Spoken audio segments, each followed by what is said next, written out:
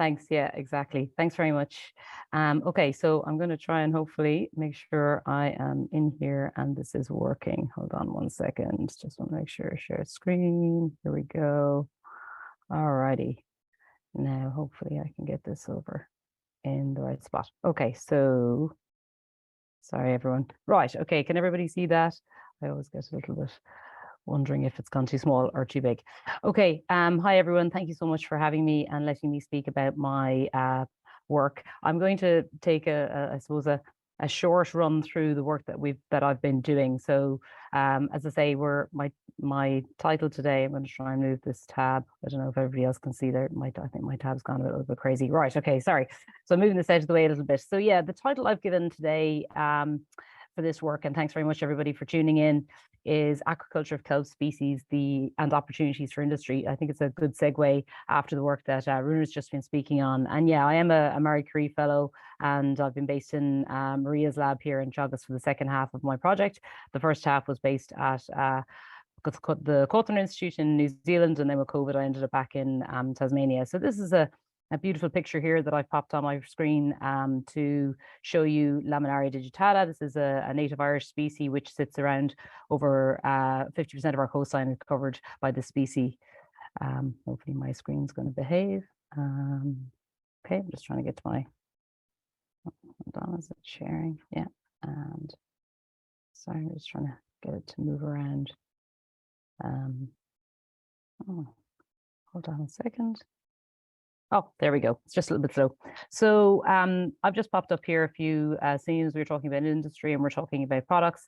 This is some of the work that I've been doing. And really what it's showing you is as I've called it, marine farm to fork. So the strategy of farm to fork is obviously huge at the moment. It's talking about our work and our future and where the industry, specifically in the marine space and aquaculture, can move to. And I'm just going to give you a little bit of an oversight from a general perspective of the work that I've been doing throughout this Marie Curie, which I finish at the end of this year.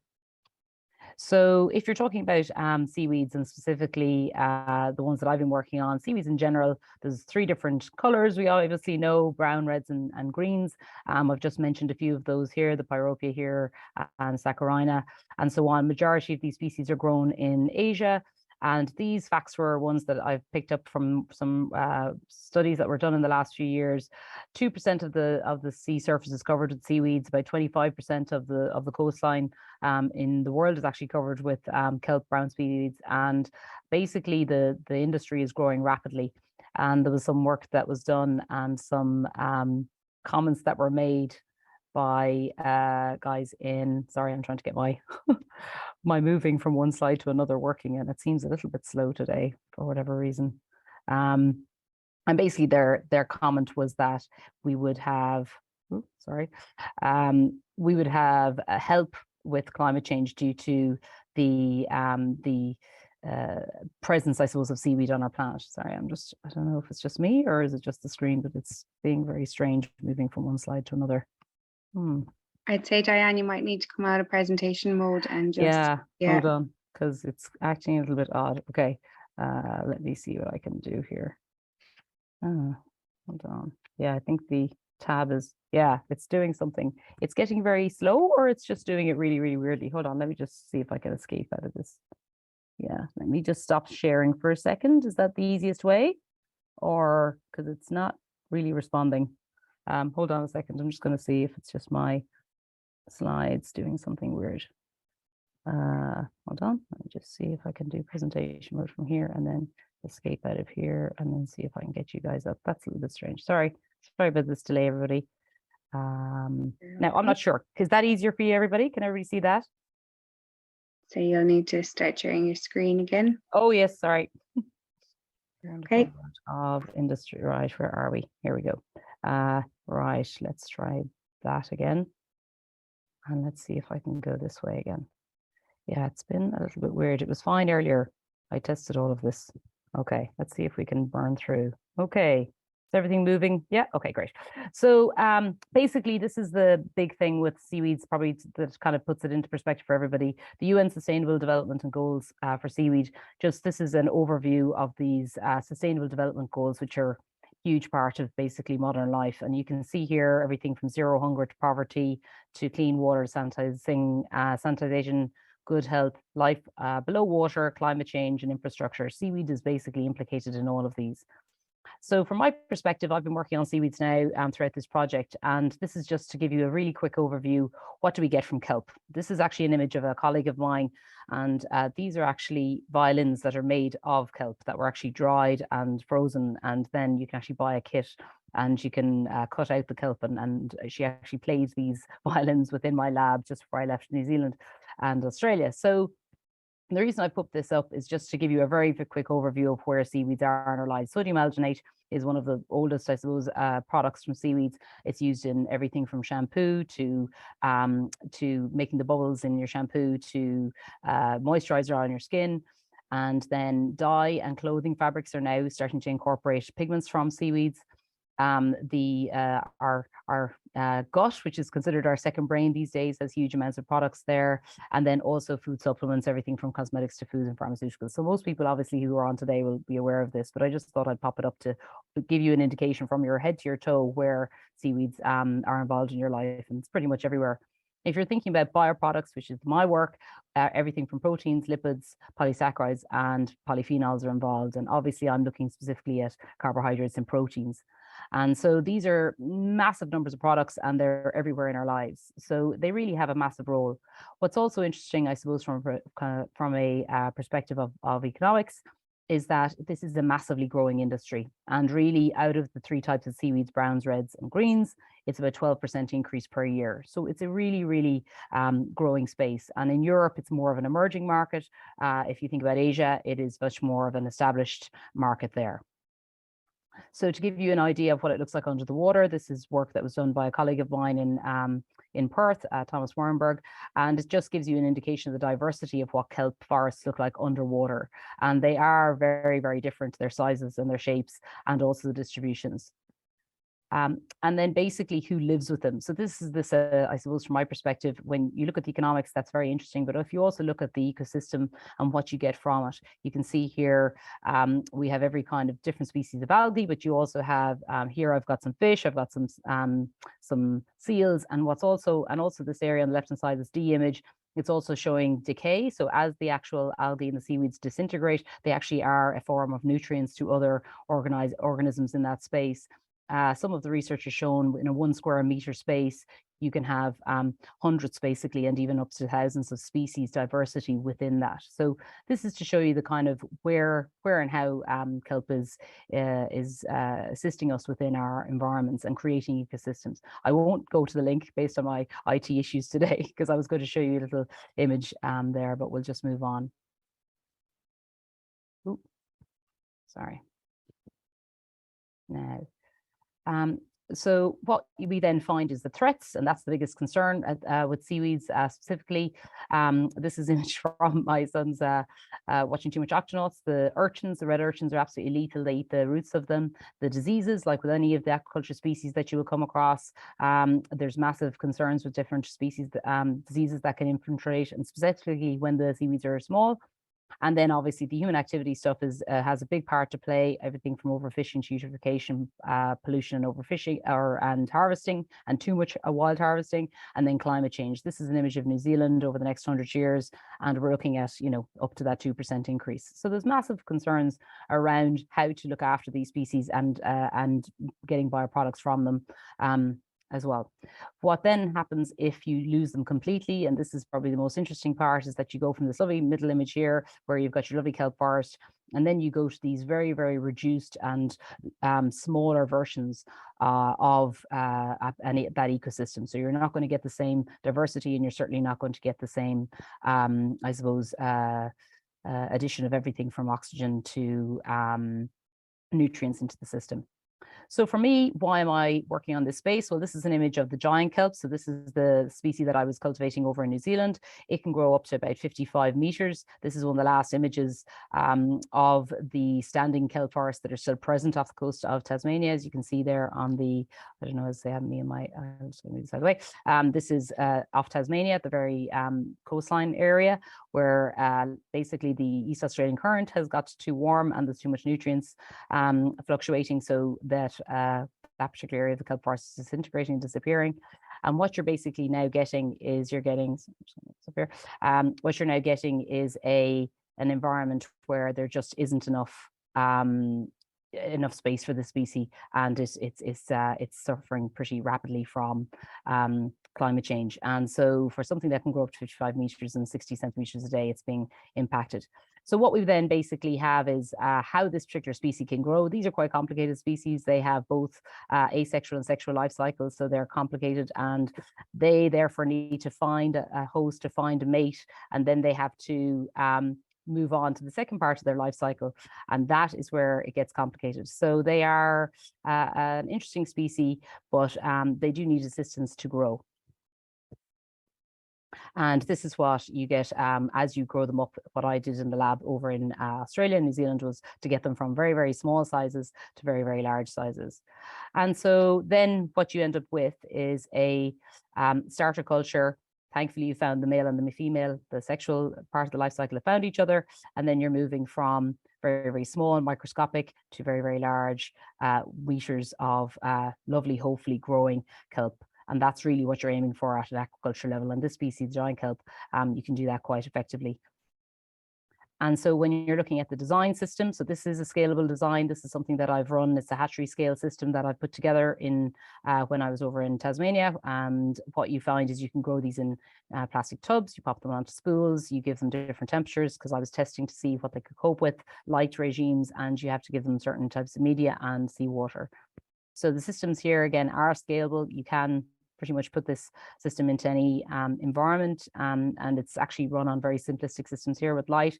And what you end up getting after several months are these small, teeny tiny little growing sporophytes, which are the ones that you would then seed into the ocean if you were to then move on. In my case, you can also harvest at this stage. When you're growing them for long periods of time, in my case, I was growing them for up to 90 days. I actually moved them off these spools, and I put them into this environment here, which for the last month or so enables them to have a larger surface area to volume ratio. You then end up with a kind of, it looks like a murky water, which is actually the all of the little teeny tiny sporophytes coming out of those spools, and then that's filtered, and then you end up with biomass. So it's a pretty involved system. I'm making it quite simple here, but it is, as I say, what happens if you are growing these at hatchery scale prior to seeding in a larger ocean environment, where they can go from this size to, as I say, the 5 to 10 meter size. The interesting thing about this whole process is that it is quite involved. And then post getting your lovely brown biomass, you end up in a situation where you hopefully go from a nice dried sample like this one here on the left hand side to a refined one, which is one that we created in the lab after doing basically creating a protein hydrolysate after using, just like Aruna's work, several enzymes that are food grade, doing several steps that are again scalable within the lab. And then the plan then from there is then to create a more refined product. So then we do several filtration steps, and we end up with a protein product. And so the whole point about this process and the one that I did on these particular products is whether or not you can create a scalable, extractable system which will work effectively for a particular product. In my case, I was working off a protein model for this particular species. And so I was useful enough for me that I was able to create something that was could move from pretty much, as I've said at the beginning, marine farm to fork. The point with any of these species is to say whether or not it will be financially and economically feasible, which I think is going to be a lot of questions by people on these talks that we're giving. But at this point, we're presently testing one of these products that we have created. And we have found that there is bioactivity, and we have found that it potentially could be quite effective. And now we're presently going from an in vivo, which is, an in vitro system in our lab, which is what we've done here in front of you. And we've tested it, and it potentially has an application for hypertension We're now testing that in vitro and from in vitro to in vivo, which is now being tested on a system with a colleague. And if it has efficacy on rats who have hypertension, potentially we have a product. But there is numerous steps after that we would have to hit before we can actually move on into a space where we have a product that's financially viable. And yeah, there's a lot more to that. A bit like Runa, we're presently at the research persons in the lab stage, and then it's the viability of the product down the track is a little bit of a longer one. So from the perspective of this very short whistle-stop tour through this work, where is the future for kelp? Well, the reason I put down present and future uses is because it is a bit of a present and future space. At the moment, there's huge amounts of previous work we've done. So obviously food and food flavorings has been totally, done and dusted quite a lot with several seaweeds have been used and alginates have been used for years. They are still being added to. I suppose the newer spaces would definitely be my thoughts. The bioplastic space, that's definitely an area where there's a lot of activity happening, specifically even things like one-use plastics relating to seaweeds, and seaweeds being added with other products. Cosmeceuticals and nutraceuticals, so that's again a space where a lot of work is being grown on. I've mentioned here a company called Mara and Údarás. They're based in Hobart in Tasmania, where I was, and they specialize in fucoidins. And they then sell on the purified fucoidins to companies and they incorporate into the products. Interestingly enough, biofuels is a space where I thought it had all been, we'd gone through that, especially with microalgae, but it looks like there's still more interest in that space now as we are moving through into the 2022, 2023. Aquaculture is definitely where really all of the cultivation of species of seaweed is happening. And as you can see here, this is just a quick overview of where different species can potentially be grown together and how they can interact. IMTA is one of those systems. And then another very, I suppose, growing space, I think, based on my experience at the moment, is bioremediation. Seaweeds are really good at soaking up potential contaminants within an ecosystem. So that's a definite space where potentially they could be used as a potential scrubber for a system. So it's definitely food for thought. And then I suppose from our perspective as individuals, how can we help? Well, like has been said probably for the last 20 years, reduce, reuse, recycle is absolutely crucial. I know we're thinking about one-use plastics, but I suppose like all things, we should use less of everything to basically, put less pressure on our ecosystems. At the moment, there are so many more seaweed products. There's companies in Wales and everywhere I look that are now producing crisps and things that you can get from other parts of the world, and not just in Asia where I live there. So it's definitely a space where we should eat and potentially use more seaweeds. We probably are doing it whether we realize it or not. And just a quick acknowledgements, Cawthron and Teagasc are the co-funders for my project. This is a Marie Curie fellowship, and these are all my co-authors. Maria obviously here with us today, and Mike and Thomas. This is my Twitter and my email. Thank you very much. And if you have any questions, let me know. Great, Diane. Thank you for that. Really, really interesting. And I've never seen seaweed being used for a musical instrument before. So you learn something new every day. Yeah, sorry about the technical stuff. I don't know what's happening. It was good this morning. It's fine, no worries. We have one question in our Q&A here, and it's: do you see kelp and other macroalgae as potential commodities in the near future? And if so, how far should we promote breeding and genetic programs around the world? OGM kelp sounds a crazy strategy. Well, look, it's interesting on that species. So not Laminaria digitata that I'm presently working on here in Ireland. I'm not au fait with how the genetics in that space are, as in how much depth you have. Because if you're looking at species, the other species I've mentioned there, the giant kelp, has actually a very shallow genetics baseline. And what that kind of means is that it doesn't have a massive genetic biodiversity. And so it actually is really important. And it is a species that is got climate change concerns because of its where it's located and its sensitivity to temperature. So it is really important that we have resistant strains to conditions if you're going to grow them. This I didn't get into it, but with the giant kelp, there's a thing called greengravel.org, and they are actually working around the world trying to push back in giant kelp into different locations that would be most suitable for it. But if you're putting it back in, you got to put it back in with a strain that can be resistant and resilient to the conditions it's going to live in. Otherwise, it's going to die straight away. So for other species, yeah, it is hard. And even in Australia, for example, if I wanted to take a very strong temperature resistant strain from California, which there are for the giant kelp, and stick it into the water in Australia, wouldn't be allowed. So there's a lot of legislation that does go around, you know, even though it might be the same species, whether or not you can move one from the other. The genetics, and we'll say, for example, if you're thinking about, maybe this person's thinking about, you know, genetically modified crops, yeah, then it gets very, very interesting as to whether or not we could do something like that with seaweeds. I'm not sure we're there yet. I think a lot of people who have been working, like Asia's been working on seaweeds for forever.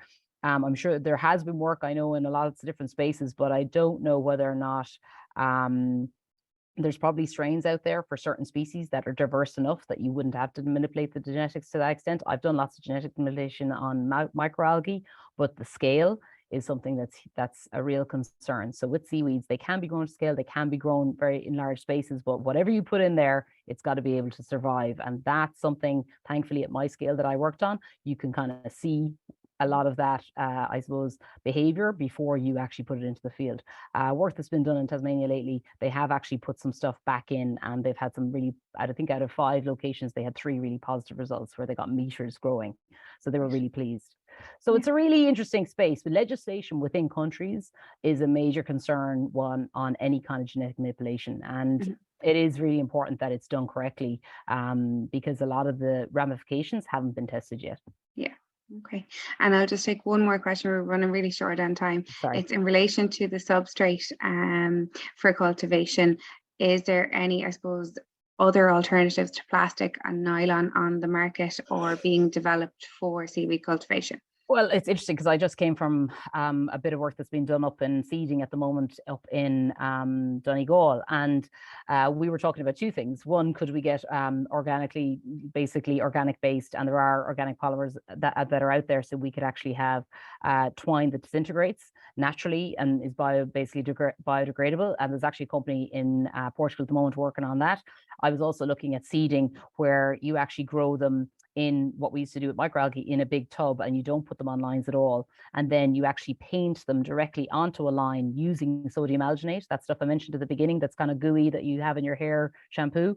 And you actually paint the algae on straight onto the line, and off they go from there. So there's ways and means, and people are working on ways to reduce all of those plastic based products.